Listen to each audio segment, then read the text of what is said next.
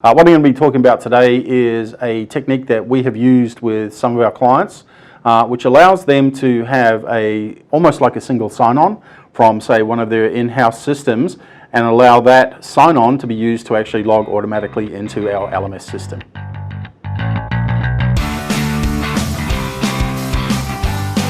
Hi, I'm Trevor Hutt and I am the product manager for eCreators. So what I'm going to talk about today is shared cookie authentication. So cookies, you've probably heard a lot about them. You get them popping up now with a lot of websites saying we're using cookies to track your session. So a cookie was something that was developed many, many years ago in the early days of the internet, where a website could give your browser a cookie, a little bit of information. That browser then stored it locally. And what that was largely used for was when you came back to the website could say, okay, have you got one of my cookies?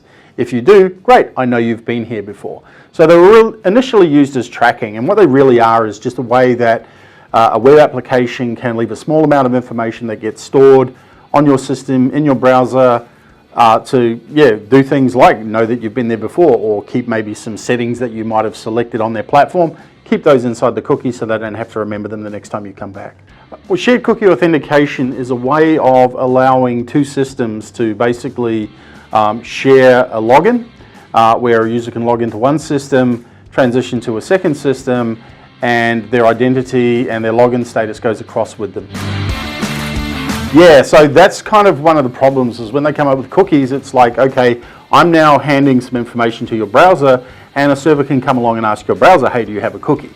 So the way that that gets handled is that I can ask for a cookie, but I can only ask for ones that come from the domain that I'm coming from. So for example, I log into the eCreators LMS, right? So that's coming from ecreators.com.au.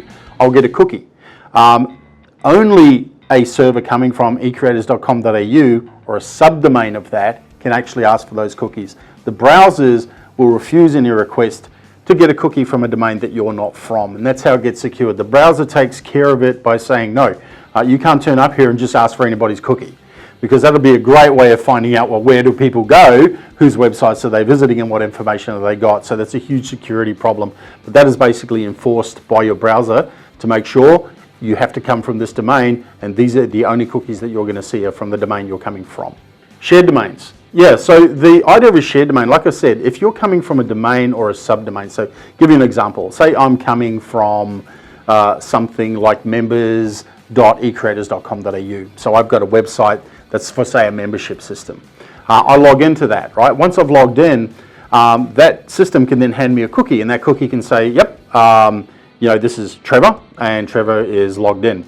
And then let's say I go from that website to, say, our LMS. So I go to lms.ecreators.com.au. Because those two systems are on the same domain, the LMS can actually say, do you have any cookies for ecreators.com.au?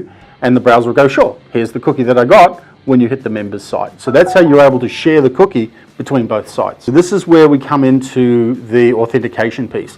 When you create that cookie, and this is the shared cookie that we're creating, when you create that, what we do is we actually put inside that a signed token, right? Now the signed token, it has some information which is shared in the clear, as we would call it. It's encoded, but it's not encrypted, right?